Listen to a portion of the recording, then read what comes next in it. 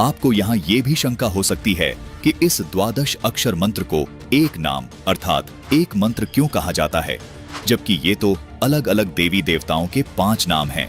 दर्शकों, गीता जी अध्याय 17 के श्लोक 23 में ये जो ओम तत् सत मंत्र लिखे हैं, ये भी दिखने में 3 मंत्र हैं, लेकिन इन तीनों नामों को गीता जी में लिखा है कि ओम तत्सत। इस प्रकार का ये सच्चिदानंद घन ब्रह्म का ये नाम कहाँ है?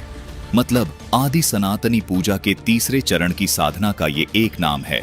ये 3 नाम मिलकर एक नाम कहलाता है, जिसको संत रामपाल जी महाराज के शिष्य तीसरा नाम अर्थात सार नाम कहते हैं। इसी प्रकार प्रथम चरण की साधना में मिलने वाला द्वादश अक्षर मंत्र ओम, क्लीम, हरिम, श्रीम और सोहम मिलकर एक नाम अर्थात प्रथम नाम कहलाता है।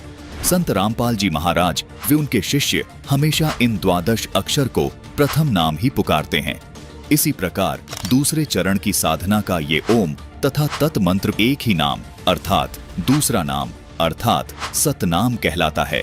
संत रामपाल जी महाराज के अनुयायी इन दोनों मंत्रों को प्राप्त करने के बाद कहते हैं कि हमें दूसरा नाम अर्थात सतनाम मिल गया है, अर्थात यहाँ 2 नाम मंत्र होने के बाद भी ये केवल एक नाम ही कहलाता है, जिसको सतनाम कहते हैं।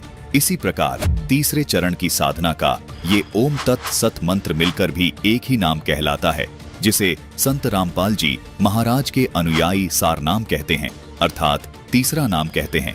इसलिए यहाँ दर्शकों को कोई शंका नहीं होनी चाहिए कि इन द्वादश अक्षर मंत्र को एक नाम क्यों कहा है। दर्शकों, ये द्वादश अक्षर मंत्र मिलकर एक ही नाम कहलाता है। संत रामपाल जी महाराज इस प्रकार अपने शिष्यों को सनातनी पूजा के तीनों चरण की साधना का प्रथम नाम, दूसरा नाम और तीसरा नाम देते हैं।